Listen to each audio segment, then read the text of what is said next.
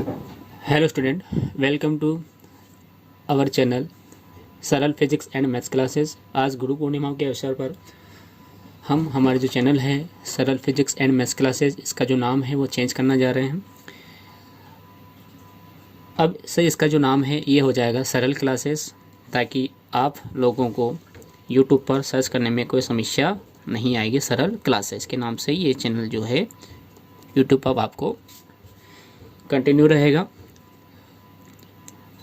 हम यहाँ पर जो हमारा अध्याय है कक्षा 12वीं का फिजिक्स का लेसन 1 का, उसे कंटिन्यू करना जा रहे हैं वापस से। जो था वो कंटिन्यू यहाँ पे चलेगा। लेसन 1 जिसका नाम था विद्युत क्षेत्र तथा आवेश, इसको हम यहाँ पर कंटिन्यू करने जा रहे हैं। यहाँ पर आप देख सकते हैं हमने इसके जो पहले वाला जो वीडियो था उसमें लेक्चर था, उसमें किया था कि विद्युत क्षेत्र क्या होता है, इसका मात्रक क्या होता है, इसका विमेय सूत्र क्या होता है, यह कैसे ज्ञात किया जाता है। अब यहाँ पर हम थोड़ा सा रिवाइज कर लेते हैं। हमने यहाँ पर विद्युत क्षेत्र का जो फॉर्मूला था वो लर्न किया था। जो फॉर्मूला यहाँ पर है E = 1/4πε0। यहाँ पर यदि हम वायु या निर्वात की बात न करते हैं, यदि माध्यम होता है तो उसको हम कैसे डिनोट करते हैं, तो ये होता है 1/4πε0 के Q/r² न्यूटन प्रति कूलाम। न्यूटन पर कूलाम ये इसका मात्रक होता है। उसके बाद इस फॉर्मूला की सहायता से हम यहाँ पर कुछ जो वेरी इंपॉर्टेंट है दो डेरिवेशन है उनको हम यहाँ पर करेंगे। वो करने के लिए हमें एक और निकाय की आवश्यकता पड़ेगी, जिसको बोला जाता है विद्युत द्विध्रुव। क्या बोला जाता है? विद्युत द्विध्रुव बोला जाता है, जिसको इंग्लिश में इलेक्ट्रिक डायपोल बोलते हैं। चलिए हम शुरुआत करते हैं, इस लेक्चर को कंटिन्यू करते हैं। आगे बढ़ने से पहले बताना चाहूँगा कि अभी तक जो नए स्टूडेंट्स, जो मेंबर्स यहाँ पर जुड़ते जा रहे हैं, वो चैनल को ज़रूर से सब्सक्राइब कर लें। साथ ही जो बेल आइकन है उसको भी प्रेस करके रखें, ताकि आगे आने वाली वीडियो का जो नोटिफिकेशन है वो आपको मिलता रहे और आप उसे सबसे पहले वॉच करें। चलिए शुरुआत करते हैं। यहाँ पर हम देखते हैं विद्युत ध्रुव होता क्या है। तो हमने क्या किया, एक ऐसी निकाय बनी, एक ऐसा ऑब्जेक्ट बनाया है जिसमें अल्प दूरी पर, यानी कि इन दोनों के जो बिंदु लिखे हमने, इन दोनों के जो मध्य है, जो दूरी है, ये बहुत दूरी है वो r है। जो दूरी यहाँ पर r हमने पहले डिनोट कर रखी थी, यहाँ पर जो दूरी है वो अत्यल्प है। कितनी दूरी है यहाँ पर? अत्यल्प दूरी है। अत्यल्प का मतलब क्या होता है? अत्यल्प का मतलब ये होता है कि इन दोनों बिंदुओं के बीच की जो दूरी है वो ये बहुत ही कम दूरी है, और इन दोनों पर एक आवेश रखा है। और आवेश कैसा रखा है? समान परिमाण का आवेश रखा है। कौन सा आवेश रखा है? समान परिमाण के आवेश। समान परिमाण यानी कि इसका जो मान है वो भी Q है और इसका मान जो है वो भी Q है। लेकिन हमने यहाँ पर यह किया है कि जो समान परिमाण, लेकिन जो आवेश थे वो लिए हैं विपरीत आवेश। कैसे आवेश लिए हैं? विपरीत आवेश लिए हैं। मतलब कि एक आवेश लिया है प्लस वाला और एक आवेश लिया है माइनस वाला। इसको हम प्लस डिनोट कर देते हैं, इसको हम माइनस का डिनोट कर देते हैं। और इनके जो मध्य की दूरी है ये बहुत ही कम है। तो इस प्रकार से हमें यहाँ जो एक निकाय प्राप्त हुआ है, एक जो ऑब्जेक्ट प्राप्त हुआ है, इस ऑब्जेक्ट को ही हम बोलते हैं विद्युत द्विध्रुव। क्या बोलते हैं इस ऑब्जेक्ट को? विद्युत द्विध्रुव बोलते हैं। हम इसकी डेफिनेशन इस प्रकार से लिख सकते हैं। इस प्रकार से हम इसकी डेफिनेशन को लिखेंगे कि अल्प दूरी पर स्थित दो समान परिमाण के, देखिए परिमाण समान है, यानी कि इसका मान भी Q है, इसका मान भी Q है, के विजातीय आवेश। विजातीय का मतलब है कि ये प्लस आवेश है और ये माइनस आवेश है, एक धन आवेश है, एक ऋण आवेश है। इस प्रकार के जो विजातीय आवेशों के निकाय को विद्युत द्विध्रुव कहते हैं। ये इसकी डेफिनेशन है। आप लिख सकते हैं कि अल्प दूरी पर स्थित दो समान परिमाण के विजातीय आवेशों के निकाय को विद्युत द्विध्रुव कहते हैं। यहाँ पर आप देख सकते हैं कि हमने आवेश को Q1 क्यों है, एक प्लस का Q है, एक माइनस का Q है, और हमने यहाँ पर इनकी जो दूरी है वो अत्यल्प मानी है। तो यहाँ पर हम दूरी को भी नोट कर देते हैं कि इन दोनों के मध्य की जो दूरी है वो कितनी है? वो 2a दूरी है। कितनी दूरी है? 2a दूरी। चलिए हम अब आगे बढ़ते हैं। तो यहाँ पर एक और नया नाम आता है जिसको बोला जाता है विद्युत द्विध्रुव आगुण। अब ये जो विद्युत द्विध्रुव आगुण है ये क्या होता है? तो अभी हमने यहाँ पर एक जो निकाय देखा है, इस निकाय की जो यहाँ पर इस निकाय की एक डेफिनेशन होती है, उसके अनुसार हम यहाँ पर विद्युत द्विध्रुव आगुण को निकालते हैं। तो ये क्या होता है कि यहाँ पर जो एक आवेश है, परिमाण समान है, तो हमने यहाँ पर कोई एक आवेश ले लिया।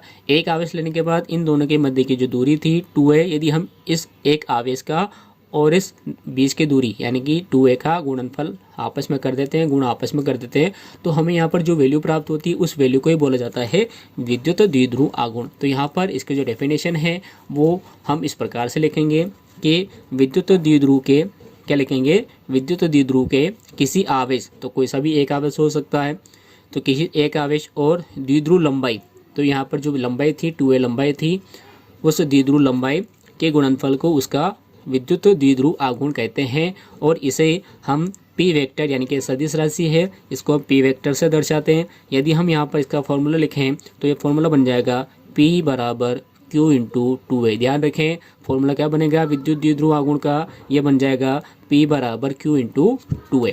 अब यहाँ पर हम इसका मात्रक भी लिख लेते हैं और इसका विमीय सूत्र भी लिख लेते हैं। यहाँ मैंने आपको बता ही दिया है कि सदिश राशि है, ध्यान रखें, मैं लिख देता हूँ यहाँ पर p कैसे राशि है, सदिश राशि है।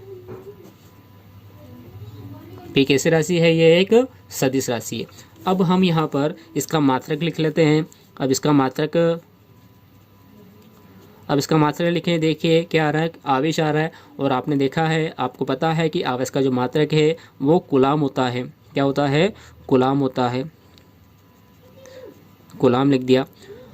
दो कांस्टेंट है, ए यानी कि क्या है, दूरी है, और दूरी का जो मात्रक है वो मीटर होता है, तो ये बन जाएगा इसका मात्रक कूलाम इंटू मीटर। क्या मात्रक बन गया इसका मात्रक बन गया कूलाम इंटू मीटर। ये जो मात्रक बना है ये ऐसे पद्धति का है, ध्यान रखें। सीजीएस पद्धति में हम इसे लिखना चाहें तो कूलाम को सीजीएस पद्धति में बोलते हैं स्थित कूलाम। क्या बोलते हैं इसको, स्थित कूलाम इसको बोला जाता है। साथ ही मीटर को सीजीएस पद्धति में सेंटीमीटर बोला जाता है। तो इसका मात्रक बन गया सीजीएस पद्धति में। उसके बाद देखिए हम यहाँ पर इसका विमीय सूत्र भी लिखें। विमीय सूत्र भी हमें याद रखना है। विमीय सूत्र, देखिए विमीय सूत्र क्या है, ये आवेश है, आवेश का जो विमीय सूत्र है वो होता है AT। क्या होता है, ये आवेश का विमीय सूत्र AT होता है। और जो बीच की दूरी है ना, बीच की दूरी है, इस बीच की दूरी का जो विमीय सूत्र है वो L होता है। तो हम यहाँ पर इसको लिखेंगे इस प्रकार से, तो इसका जो विमीय सूत्र है वो बन जाएगा LTA, है ना, क्रम से लिखा है ताकि ये हमें ध्यान रहे। विमीय सूत्र क्या है इसका, LTA है। याद रखने के लिए आप यहाँ पर एक नाम ध्यान रख सकते हैं, लता। क्या ध्यान रखना है, लता। तो लता का मतलब क्या हो गया, LTA इसका विमीय सूत्र बन गया। अब यहाँ पर हम इससे संबंधित जो महत्वपूर्ण डेरिवेशन है वो यहाँ पर कर लेते हैं। उनका क्वेश्चन हम इस प्रकार से है, यहाँ पर क्वेश्चन आपके सामने लिखा है द्विध्रुव की अक्षीय, इसका एक और नाम है, ध्यान रखें, अनुदैर्ध्य बोला जाता है।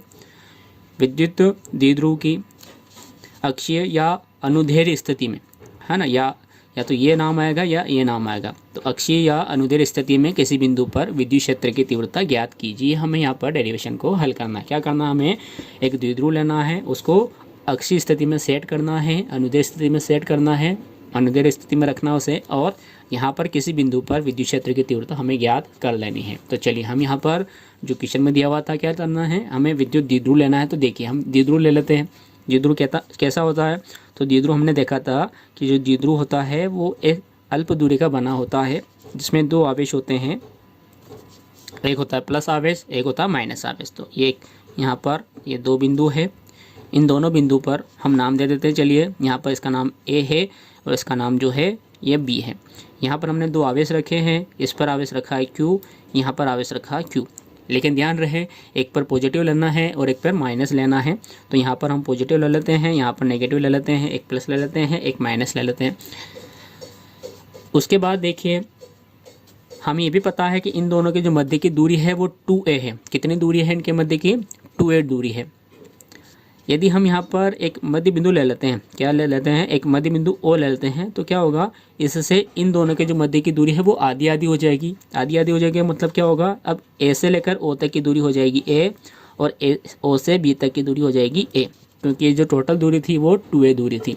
अब हमें यहाँ पर एक अक्षीय स्थिति लेनी है। अक्षीय स्थिति कौन सी होती है? ये जो लाइन चल रही है इस लाइन वाले को बोलते हैं हम अक्षीय स्थिति, अनुदैर्ध्य स्थिति। तो यहाँ पर हम इस ओ बिंदु से, कहाँ से? ओ बिंदु से, ध्यान रखिए ओ बिंदु से लेना है। ओ बिंदु से आर दूरी पर ले लेते हैं। अब ओ बिंदु से हमने आर दूरी इधर की तरफ ली है, क्योंकि अक्षीय स्थिति की हम बात कर रहे हैं। तो यहाँ पर हम एक आर दूरी ले लेते हैं। ये आर दूरी पर यहाँ पर एक कोई बिंदु पी है। क्या नाम दे दिया इस बिंदु को? कोई बिंदु पी है, जहाँ पर हमें क्या करना है? विद्युत क्षेत्र की गणना करना है। ठीक है, अब दूरी जो लिखी हमने उसको हम यहाँ डिनोट कर देते हैं। तो यहाँ से लेकर, है ना, ये दूरी है यहाँ पर, तो यहाँ से लेकर यहाँ तक की जो दूरी है वो क्या है? वो दूरी आर है। ध्यान रहे कितनी दूरी है? ये दूरी आर है। यहाँ से लेकर यहाँ तक, ओ से लेकर पी तक की दूरी क्या है? यह आर दूरी है यहाँ पर। उसके बाद देखिए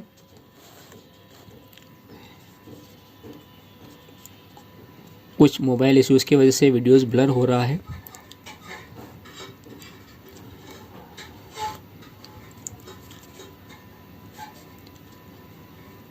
इसको हम जल्दी से कर लेते हैं। यदि ज़्यादा ही ब्लर हुआ तो इसका जो यहीं से हम दोबारा से रिवाइज़ करेंगे। इसको कमेंट में बता दीजिएगा यदि आप ज़्यादा ही ब्लर हो रहा है। तो इस क्लास को यहीं पोस्टपोन करके अगली क्लास में इसका जो वीडियोस है यहाँ से लेक्चर को हम शुरुआत कर देंगे।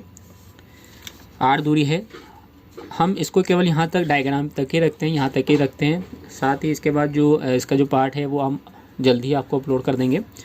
यहाँ पर ये दूरी आर है। उसके बाद देखिए जब दूरी आर है तो लेकिन हमें तो ज्ञात कहाँ से करना था? ओ से लेकर पी तक का ज्ञात करना था। लेकिन यहाँ पर क्या हुआ? यहाँ पर दो आवेश है, एक आवेश है माइनस का क्यू, एक आवेश है प्लस का क्यू। हमने क्या किया? इसको एक माध्यम में भी रख दिया, जो माध्यम है यहाँ पर के। ओके, अब यहाँ पर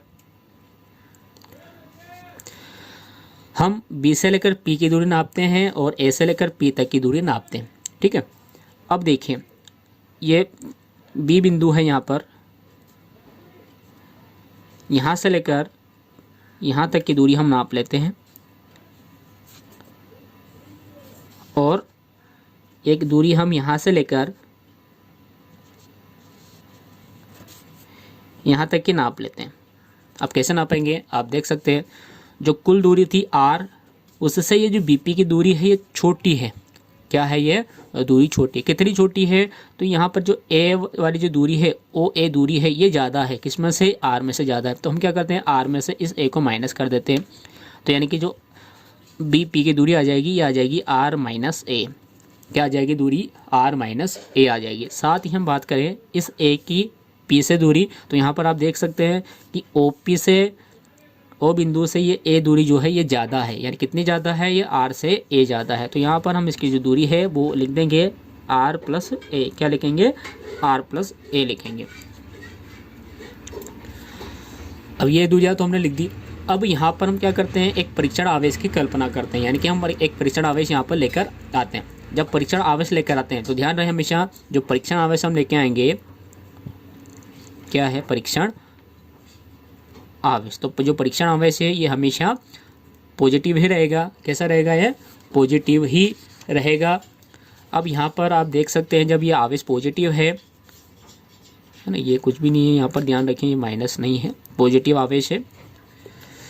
उसके बाद देखिए जब पॉजिटिव आवेश को हम यहाँ लेके आते हैं, यहाँ पर बी बिंदु है और बी बिंदु पर आवेश प्लस क्यू रखा है। तो इस प्लस में क्या होगा? प्रतिकर्षण होगा। तो यह है इस बी बिंदु पर यहाँ पर एक इधर की तरफ एक बल लगाएगा ताकि यहाँ पर एक विद्युत क्षेत्र की तीव्रता हमें प्राप्त होगी, जो हम नाम दे लेते हैं कि ये E1 हमें प्राप्त हुई है। उसी प्रकार से ये माइनस आवेश है, यहाँ पर प्लस आवेश है, ये इसको अपनी ओर आकर्षित करेगा। तो यहाँ पर जो विद्युत क्षेत्र बन रहा है वो इधर की ओर बन रहा है, E2।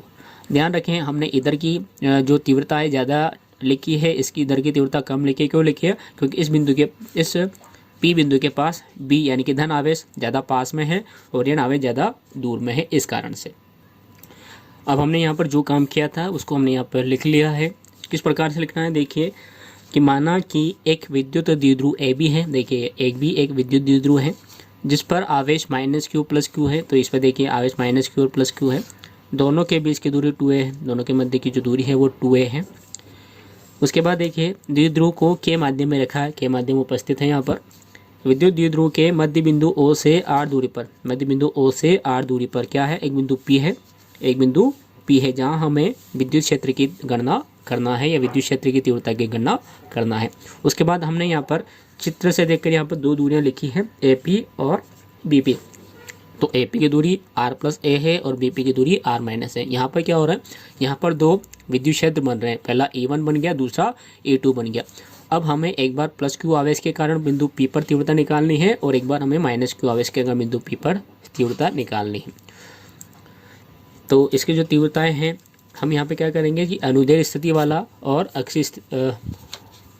अनुप्रस्थ स्थिति वाला, यानी कि अक्षीय स्थिति वाला और विद्युत क्षेत्र की निरक्षीय स्थिति वाला, इन दोनों का जो सेपरेट है वीडियो है वो आपको प्रोवाइड करवाएंगे, क्योंकि अभी क्या है कुछ प्रॉब्लम इश्यूज़ की वजह से जो वीडियो है वो बहुत ही ब्लर हो रहा है।